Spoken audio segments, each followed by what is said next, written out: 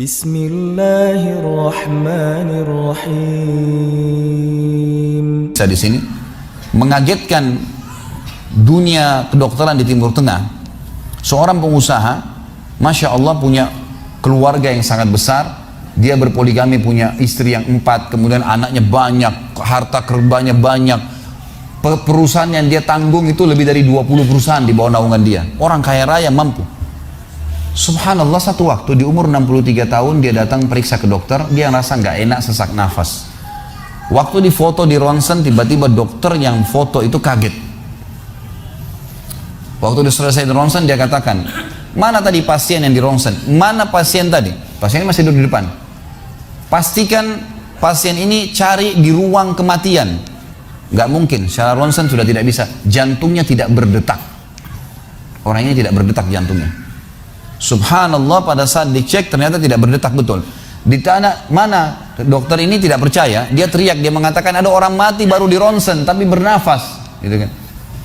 Dia panggil telepon teman-teman spesialisnya, kemudian ditelepon datang. Kemudian dikasihlah gambar tersebut kepada temannya mengatakan, mana jenazah ini? Kata teman yang dokter yang foto pertama, ini bukan jenazah, ini orangnya lagi duduk. Kaget dokter yang kedua, jantungnya tidak berdetak secara medis, nggak mungkin bisa hidup. Bagaimana ceritanya nih? Dipanggil, apakah ini punya Anda? Dia bilang, iya ini punya saya. Dicek lagi kedua kali, benar. Dua-dua dokter ini tahu secara teoritis, shock. Ini nggak mungkin orang mati nih. Nggak ada ceritanya nih. Dipakai alat USG pun jantungnya tidak berdetak. Kok bisa hidup nih? Bisa ngobrol. Telepon teman-temannya, sampai dokter-dokter yang asli dari Jazirah Arab pun yang ada di Eropa, dokter spesialis pada datang keesokan harinya, cek, nggak percaya kejadian ini. Dicek ternyata benar. Kemudian ditelusurin lah, kira-kira bagaimana bisa orang ini masih bernafas, masih ngomong. Si pasien ini mengatakan, ada apa sebenarnya? Dia bilang, orang seperti Anda nggak mungkin hidup, sudah mati. Lalu kata dia, apakah orang seperti saya, jantung tidak berdetak, bisa punya keluarga? Mereka bilang mustahil. Dia bilang, saya punya istri dan saya melayani mereka.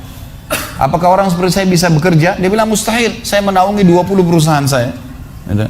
Semuanya bisa berjalan. Mereka nggak percaya. Sampai datang seorang dokter yang senior dari Jerman, datang khusus karena kasus masalah yang diundang oleh dokter-dokter spesialis tadi. Dicek, ditemukan ternyata teman-teman sekalian, di bagian bawah jantungnya ada urat-urat saraf seperti terbuat, ya, seperti dibuat secara alami yang mengalirkan darah-darah tertentu sehingga ada pompa nafas di situ. Tidak ada di manusia lain, cuma di orang ini saja. Semua dokter mengatakan ini nggak masuk di akal, nggak ada manusia seperti ini di dunia. Jantungnya sudah tidak bergerak, tapi masih bisa hidup karena dari rongga-rongga urat saraf yang keluar itu bisa masuk udara, oksigen dan terpompa, akhirnya hidup dan hidupnya normal, gitu kan? Subhanallah, ini sesuatu keajaiban.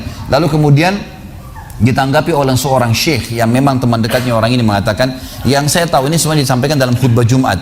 Lalu dia mengatakan, yang saya tahu, orang ini tidak pernah ketinggalan puasa Senin Kamis, tidak pernah ketinggalan puasa Ayyamul Bid. Semua puasa sunnah dan wajib dijalankan, dan tidak pernah buka puasa sendiri, pasti buka puasain orang lain. Tidak ada kegiatan sosial, buat gali sumur, bangun masjid, bagi kitab Al-Quran, tidak pernah kecuali dia ada di situ. Walaupun andilnya tidak besar, tapi selalu ada. Orang tuanya selalu dibaktiin, selalu bersedekah, selalu kalau datang kepada saya diskusi tentang masalahnya orang. Ini ada tetangga saya punya masalah begini, bagaimana jalan keluarnya secara syariat, dan seterusnya. Hidupnya sibuk dengan ibadah kepada Allah Subhanahu Wa Taala. Allah ciptakan urat saraf khusus sehingga bisa terpompa, ya, udara masuk ke jantungnya. Tidak ada operasi. Ini yang dikatakan yaj'al min amri yusra, mudah, aneh, dokter nggak masuk di akalnya.